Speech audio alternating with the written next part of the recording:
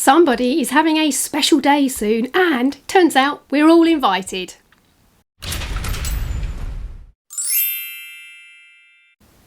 Hello Space Cats, it's me Jules, and I've got some library visits coming up in this month because on the 6th of May it's the coronation of King Charles III, and it's something that they will be looking at in schools. I happen to have a book about his mother's dogs, so I'm going to be going around to libraries and reading the story and doing a little craft with the children. When I first started doing library visits and school visits, the idea of just turning up in front of a bunch of children and trying to entertain them for half an hour to an hour just seemed like an absolute nightmare. How was I possibly going to fill this time up? So I thought maybe the best thing to do would be to give them something to do. And this is how I ended up planning my library visits and to some extent my school visits as well. And if you are a fledgling author and you want to take your books around to libraries and read them to a bunch of children, then this might give you some ideas as to how to go about it. The first thing you want to do, obviously, is to get the word out to children. So get your library to make up a poster and promote your event to their normal public who come in to borrow books. So that could be grandparents or aunts and uncles or teachers, as well as the children and their mums and dads who come into the children's library. But on top of that, you also want to make sure that you are also publicising it on social media and to any of the people that you know who might want to come. Once you've done that and finally the big day is here, then what you want to do is make sure you turn up a good half an hour early and that you've got all your craft materials, and I'll come to that. You've got all your craft materials laid out, you've got enough tables, and I always just have tables without chairs for them to sit around because it's easier for children to get more children involved, but also it's easier for them to move around, and if you've got chairs there, it can sometimes be a bit difficult for them to get up and down and move around and go and get the scissors or go and get the glue. So no chairs, but get chairs for your adults. When the hour has arrived and all your children are sitting down in front of you, I try and get my kids to come and sit on the mat in front of me with the parents on those chairs a little bit further back so I can just concentrate on the children. And really, when I'm doing a library visit, I barely even look at the adults. 97% of my attention span is on the children because they are the people who I'm writing for. So I will say to them who I am, because as far as they're concerned, I could be anybody. I could be a librarian or just some weirdo off the street who's come to read them a story. So it's good to tell them who I am and what I do. I might say something along the lines of, "Hi, I'm Jules and I write and illustrate children's books and I love coming to libraries and reading to people like you. What we're going to do today," and if you include the we rather than what you are going to do, what we're going to do today is have a look at a story and then we're going to make something. And at this point, I would probably show them what it is we're going to make so they've got a good idea.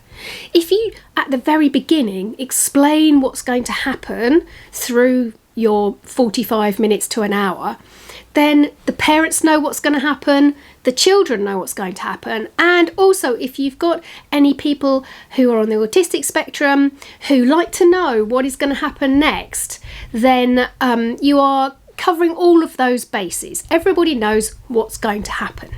I would probably start my story like this.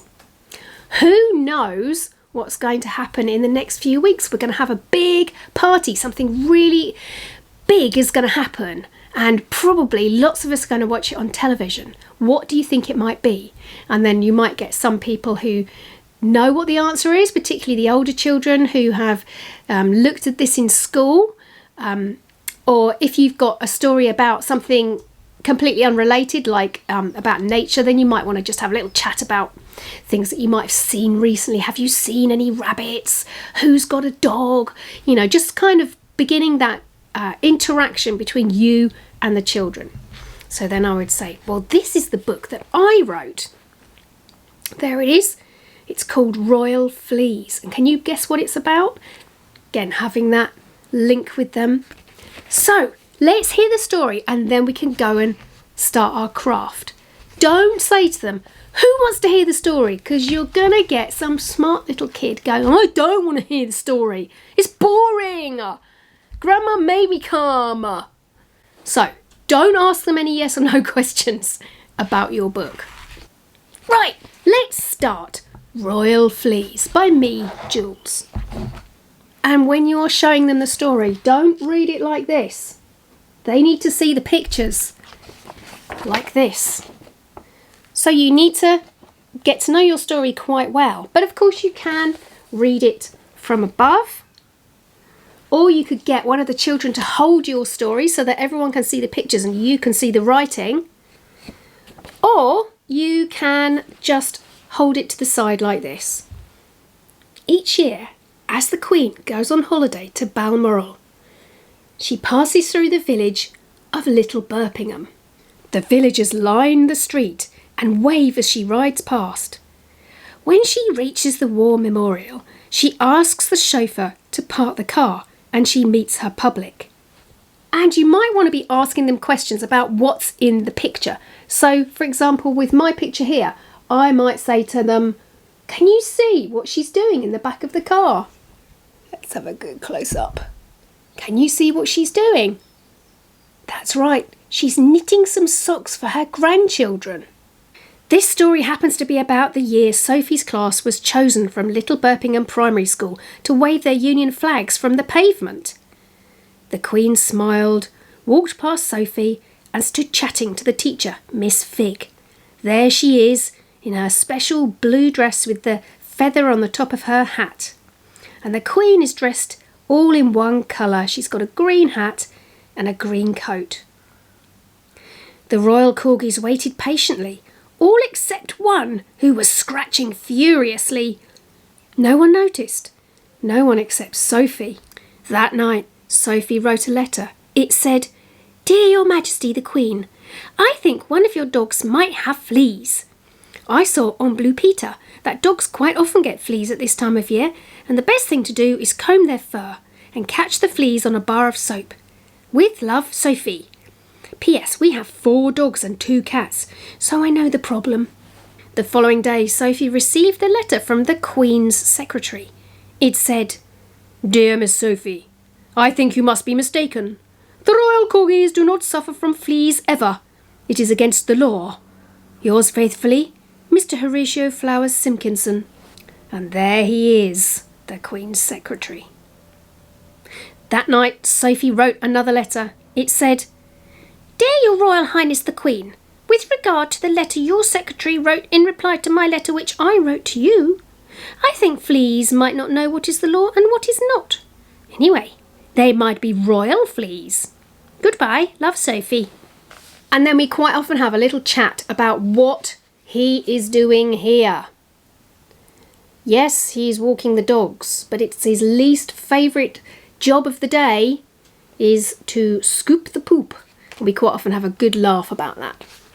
The following day, Sophie received another letter which came in a pressed envelope. It said, Dear Miss Sophie, please do not bother the Queen while she is on holiday with your fanciful thoughts on the royal corgis. They do not have fleas. It is completely impossible. Yours in earnest, Mr. Horatio Flowers Simpkinson. Sophie was beginning to get quite cross. After all, she was writing to the Queen, not Mr. Horrible Flowers Simpleton. Sophie began to think of a plan to help the Queen. It was totally mad, but it might just work. A week later, when the Queen was due to travel back through Little Birpingham to Buckingham Palace, Sophie was ready. She waited on the pavement like everyone else. The people were all so excited they didn't give her a second glance.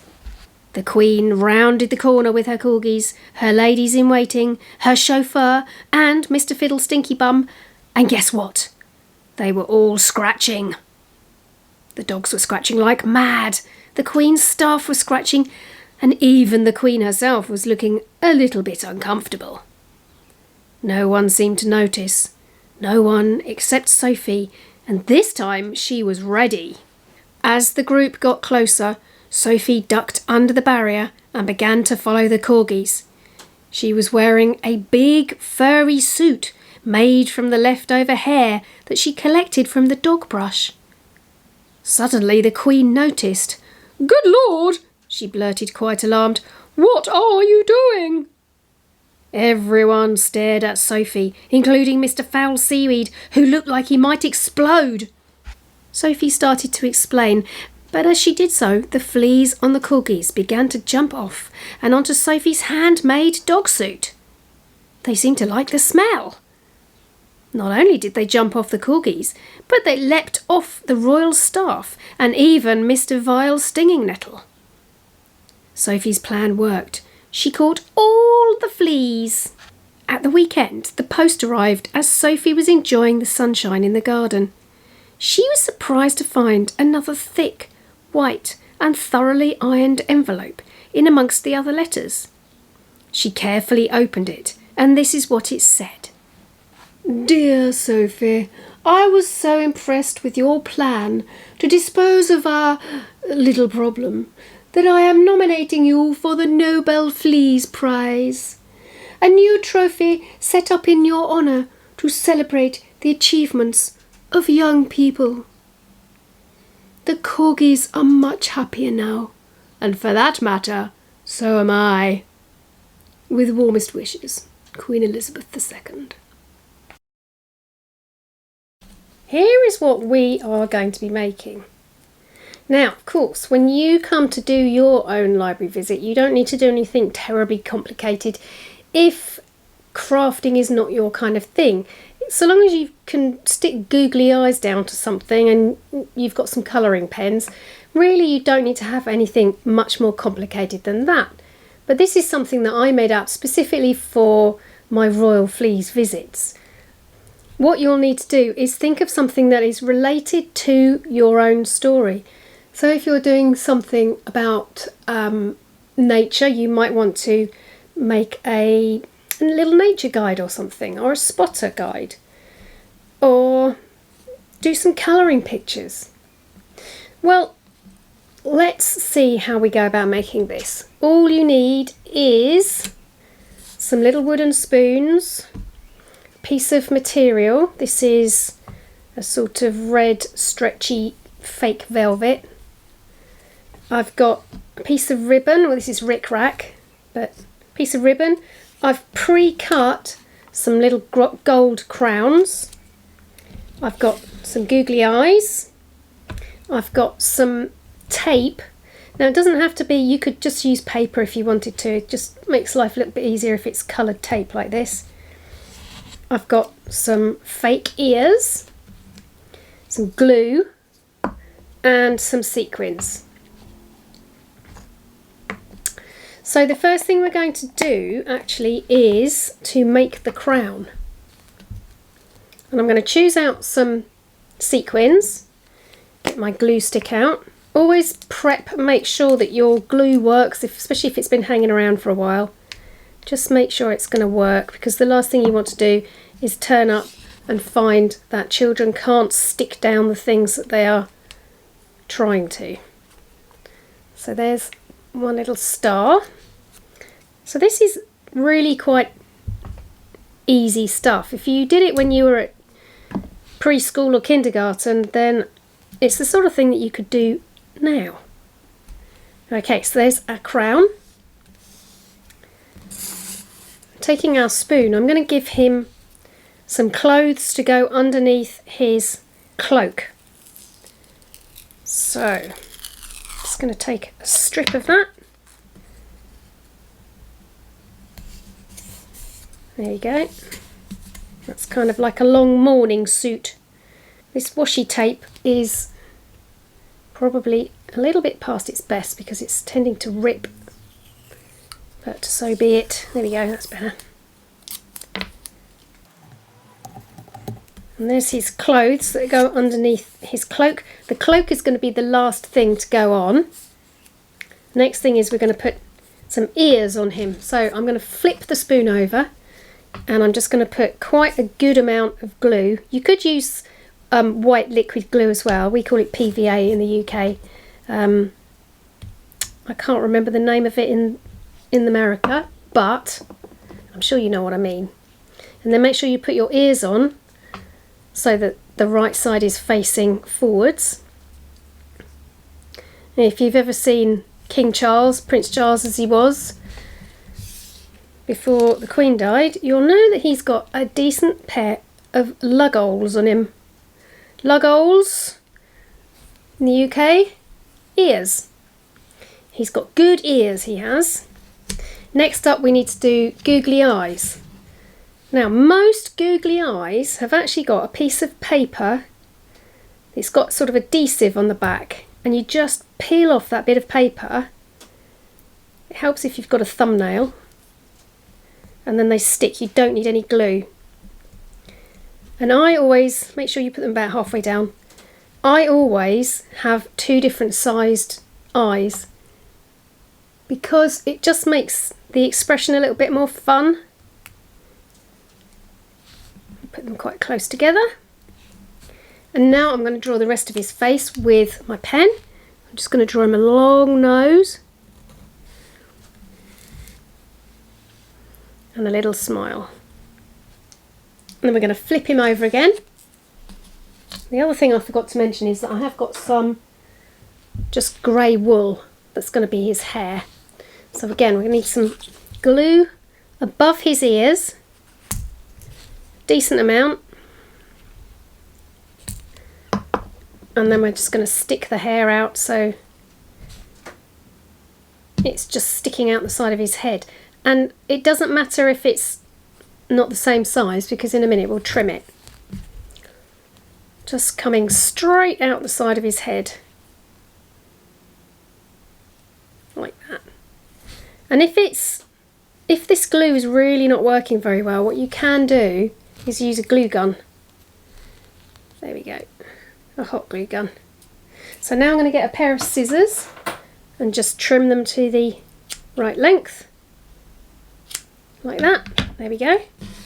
And he's going to have his crown on the front of his head, so that's going to be hiding that front part of his head, like that. A bit more glue.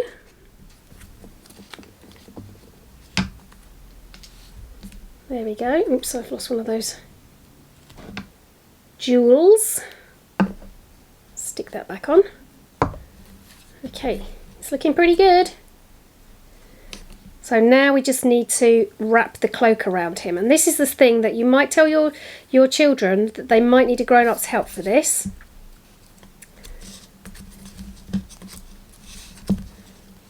Because you might need someone to hold the cloak shut.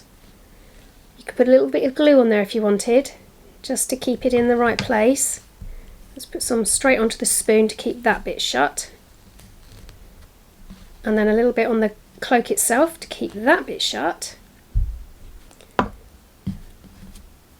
then we're going to lift him up, put up, come on, King Charles, put our piece of ribbon around the back, and then just tie it in a knot. And this is really good because it gets the children to learn about tying knots, or ribbon, or bows in their ribbons. And there he is. Now, you don't want to lose your children and your families at this point. Preferably you don't want them to just drift off and leave without looking at your books.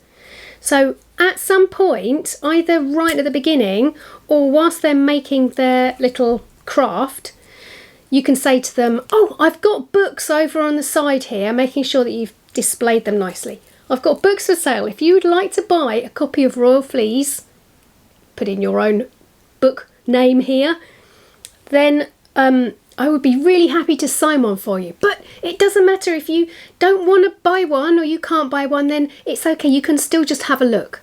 You could also encourage your children to come and sit down again on the mat or on the floor to show their puppets, because they always like to show what they've been making. So you could say, as you can see them beginning to get towards the end of their craft make, you could say, everyone come and sit down. When you've finished, come and sit down again, because I'd love to see what you've done. And once they're all sitting down, then you have a look at them and say, right, hold up your puppets. Oh, look at yours, isn't it great? I love the way you've done that one. Oh, look at his cloak. And lots of praise to all of the children. And then say, well, thank you so much for coming today. It's been lovely to meet you all. And just to let you know, there are books here for sale if you would like to buy one. But I think you've done a tremendous job. Make sure you give yourself a big round of applause. Well done, yay! Then everyone claps. At which point they start to get up and move away and or go and look at your books, hopefully. And you can engage with selling your books to them, or just talking about your books to them. And don't forget to take with you a really good signing pen. So not just a biro, but something nice. I always use Papermate Flair pens because they are lovely for writing in the front covers. But it could be a Sharpie or something like that. Just make sure you've got something nice that you like to write with, to put a nice message in the front of their book. Also, when you are signing a book, make sure you get the spelling right, even if it's a really straightforward name. And you say, oh, what's your name then? And they say Jack. Say, oh, is that J-A-C-K? Because if you write J-A-C-K in their book, they're going to say, no, there's no C. So, and then you've got a book that you have to do who knows what with. Also, make sure they understand that these books are for sale and they are not part of the library borrowing service, because I've had that happen to me as well. I hope that really helps you with planning your library visit, because they are incredibly brilliant events to do. I love doing library and school visits because you get to see the children who you've written for and get immediate feedback, and it's a really pleasurable thing to do. Next week I will be looking at our spring tree blossoms and how to draw them. Until then, happy Easter. I'm off to chomp on a chimp. I will see you next week. Nano, nano.